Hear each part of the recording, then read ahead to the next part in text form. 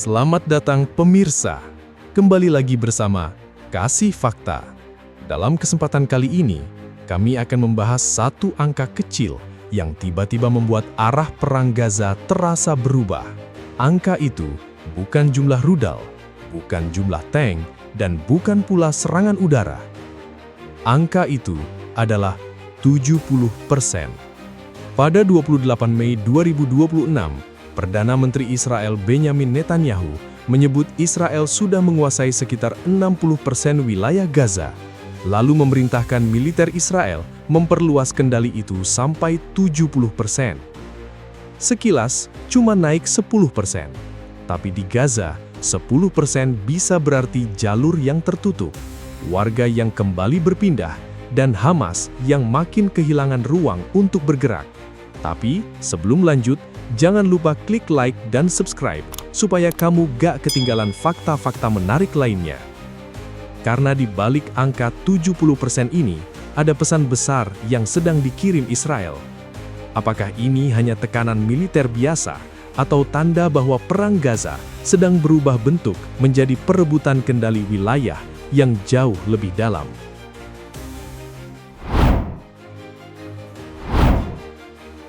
Di Gaza, satu angka mendadak membuat suasana perang terasa berbeda. Angka itu bukan jumlah rudal yang ditembakkan, bukan jumlah tank yang bergerak, dan bukan jumlah bangunan yang hancur. Angka itu adalah 70%. Pada 28 Mei 2026, Perdana Menteri Israel Benjamin Netanyahu menyampaikan bahwa Israel sudah menguasai sekitar 60% wilayah Gaza. Lalu ia memerintahkan militer Israel untuk memperluas kendali itu sampai 70%. Sekilas, angka ini terlihat seperti hitungan biasa. Dari 60 ke 70 hanya bertambah 10%. Tapi di Gaza, 10% bukan ruang kosong di atas peta. Di sana, setiap wilayah punya jalan, rumah, reruntuhan, jalur air, tempat berlindung, dan keluarga yang sudah berkali-kali dipaksa bergerak. Bayangin sebuah wilayah sempit yang sejak lama hidup dalam tekanan perang. Jalan yang kemarin masih bisa dilewati, hari ini bisa berubah menjadi zona yang tidak aman. Bangunan yang semalam masih dipakai untuk berteduh, besok bisa masuk area yang harus dikosongkan. Jalur yang tadinya dipakai mencari makanan, beberapa hari kemudian bisa tertutup oleh operasi militer.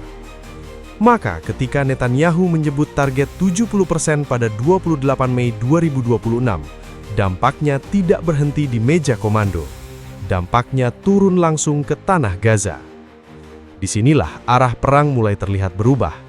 Israel tidak lagi hanya bicara soal menghantam target Hamas dari udara. Israel mulai bicara soal menguasai ruang. Dan dalam perang seperti ini, ruang adalah nafas. Siapa yang menguasai ruang? Ia bisa menentukan jalur mana yang bisa dipakai, wilayah mana yang diawasi, dan titik mana yang menjadi tekanan bagi lawan. Bagi Israel, target 70% ini bisa dibaca sebagai pesan tegas kepada Hamas. Gaza tidak boleh kembali menjadi tempat yang bebas dipakai untuk menyusun serangan, menyembunyikan komandan, atau membangun ulang kekuatan militer. Setelah serangan Hamas pada 7 Oktober 2023, Israel tampaknya ingin memastikan bahwa kelompok itu tidak punya ruang yang sama seperti sebelumnya. Tapi, yang membuat langkah ini besar adalah bentuk tekanannya. Ini bukan hanya ledakan besar dalam satu malam. Ini bukan hanya serangan cepat terhadap satu gudang senjata. Ini adalah tekanan yang bekerja lewat peta. Satu zona diperluas, satu koridor diawasi, satu wilayah dibatasi. Lalu ruang gerak Hamas makin sempit dari hari ke hari. Hamas masih mungkin memiliki terowongan, sel kecilnya masih bisa bersembunyi, tapi gerilya tetap membutuhkan jalur logistik, komunikasi, waktu, dan ruang untuk bergerak. Saat ruang itu dipotong perlahan, tekanan tidak lagi hanya datang dari serangan. Tekanan datang dari arah yang lebih sunyi, yaitu perubahan wilayah yang makin mengikat. Pada 28 Mei 2026, angka 70% akhirnya menjadi tanda bahwa perang Gaza sedang masuk ke fase yang lebih dalam. Israel seperti tidak ingin perang ini berhenti hanya dengan jeda sementara. Israel ingin mengubah posisi di lapangan lebih dulu sebelum Hamas kembali menemukan celah untuk bernafas.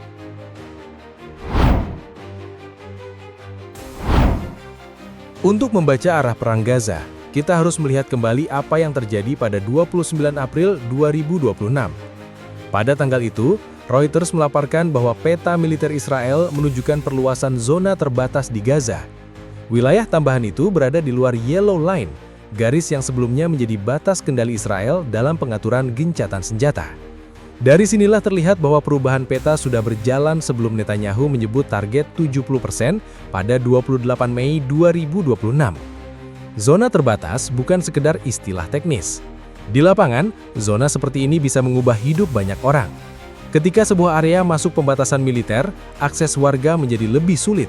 Pergerakan bantuan harus melewati pemeriksaan lebih ketat.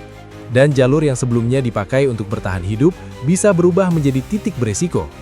Perubahan ini mungkin terlihat kecil di layar, tapi bagi orang yang tinggal di sana, satu garis baru bisa menentukan apakah mereka bisa mencari air, makanan, atau tempat aman. Laporan pada 29 April 2026 menyebut area tambahan itu mencakup sekitar 11% wilayah Gaza. Jika digabungkan dengan area yang sudah lebih dulu berada dalam kontrol atau pembatasan Israel, kendali faktual Israel pada akhir Mei 2026 disebut mendekati 64%. Maka saat Netanyahu bicara tentang 70% pada 28 Mei 2026, angka itu bukan target yang muncul tiba-tiba. Angka itu adalah kelanjutan dari peta yang sudah bergerak sedikit demi sedikit.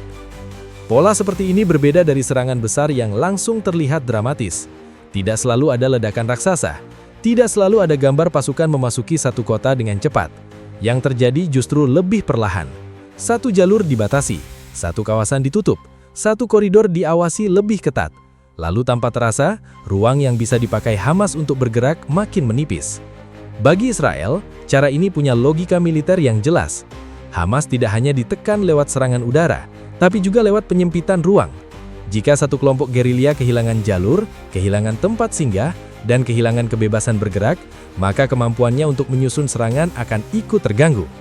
Terowongan mungkin masih ada, tapi terowongan tetap membutuhkan pintu keluar, logistik, penghubung, dan wilayah sekitar yang bisa dipakai untuk bernapas. Namun perubahan peta ini juga membawa dampak besar bagi warga sipil. Pada 28 dan 29 Mei 2026, laporan internasional menggambarkan penduduk Gaza semakin terkonsentrasi di wilayah pesisir yang semakin sempit.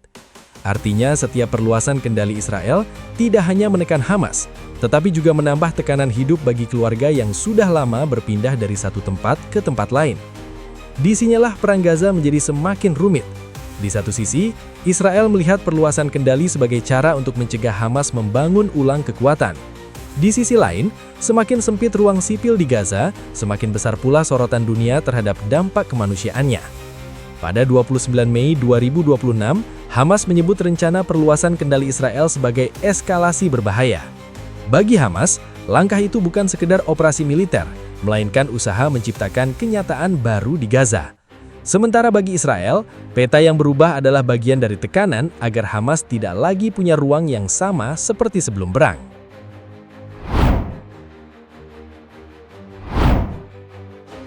Setelah pernyataan Netanyahu pada 28 Mei 2026 ramai dibahas, arah perang Gaza terasa masuk ke bentuk yang lebih berat. Dulu, sorotan utama sering tertuju pada jumlah serangan, jumlah target, atau nama komandan Hamas yang berhasil diburu. Kini, pusat perhatiannya bergeser ke wilayah. Bukan lagi hanya siapa yang dihantam, tetapi seberapa besar Gaza yang akan berada di bawah kendali Israel. Perubahan ini penting, karena penguasaan wilayah selalu membawa konsekuensi berbeda. Serangan bisa datang dan pergi, ledakan bisa berhenti setelah satu operasi selesai. Tapi wilayah yang dikontrol harus dijaga setiap hari. Di sana ada pos militer, jalur patroli, titik pemantauan, pemeriksaan akses, dan garis pertahanan yang harus terus dipertahankan. Bagi Israel, target 70% bisa menjadi cara untuk memaksa Hamas bergerak dalam ruang yang makin sempit. Semakin kecil wilayah yang tersisa, semakin sulit Hamas menyusun kembali jaringan komando. Jalur logistik bisa terganggu, komunikasi bisa terputus, tempat persembunyian bisa lebih mudah dilacak. Setiap pergerakan kecil menjadi lebih beresiko karena pengawasan makin dekat. Namun Gaza bukan medan kosong. Gaza adalah wilayah padat yang penuh bangunan rusak, jalur bawah tanah, pengungsian, keluarga sipil, dan ingatan panjang tentang perang. Di tempat seperti ini, menguasai tanah tidak selalu berarti menguasai seluruh keadaan. Israel bisa memperluas kendali di permukaan, tetapi ancaman masih bisa muncul dari lorong tersembunyi, sel kecil, atau serangan mendadak yang memanfaatkan celah. Disinilah dilema Israel muncul dengan jelas. Jika tekanan dihentikan terlalu cepat, Hamas bisa membaca jeda itu sebagai ruang untuk bernapas. Tapi jika tekanan terus diperluas, beban penjagaan Israel akan bertambah. Semakin luas area yang dipegang, semakin panjang garis yang harus diamankan. Semakin dalam pasukan masuk, semakin besar resiko benturan baru dengan warga sipil dan semakin keras pula sorotan dunia. Pada 29 Mei 2026, reaksi Hamas yang menyebut rencana itu sebagai eskalasi berbahaya menunjukkan bahwa target 70% bukan hanya dipahami sebagai angka militer. Bagi Hamas, itu adalah tanda bahwa Israel sedang berusaha membentuk ulang kenyataan Gaza.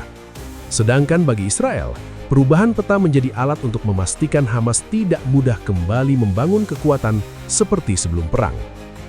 Tekanan internasional juga ikut membesar, karena setiap perluasan kendali akan dibaca dari dua arah sekaligus.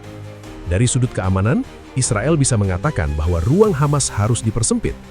Dari sudut kemanusiaan, dunia akan melihat apakah warga sipil masih punya tempat aman, apakah bantuan bisa masuk, dan apakah perpindahan penduduk terus terjadi tanpa kepastian. Situasi sipil membuat tekanan ini semakin sensitif. Ketika penduduk Gaza terkonsentrasi di pesisir yang semakin sempit, setiap perubahan zona bisa berarti perpindahan baru.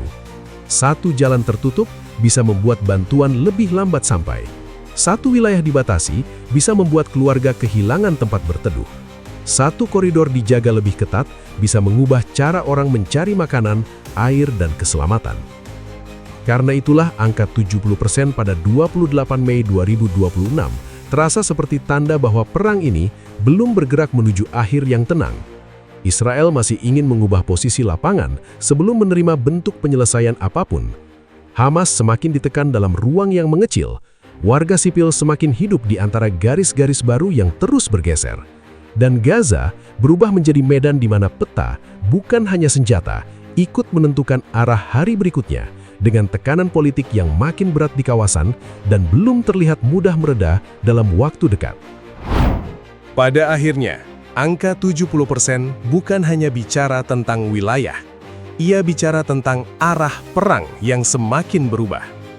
Gaza tidak lagi hanya menjadi medan serangan, tetapi juga medan perebutan ruang, tekanan, dan kendali.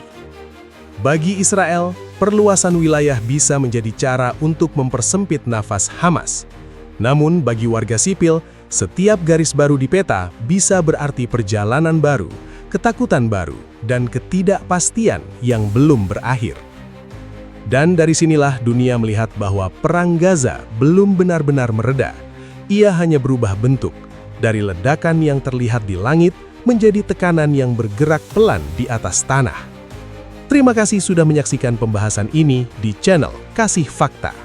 Jangan lupa klik subscribe dan aktifkan lonceng notifikasi supaya kamu tidak ketinggalan fakta-fakta menarik lainnya. Sampai jumpa di pembahasan berikutnya.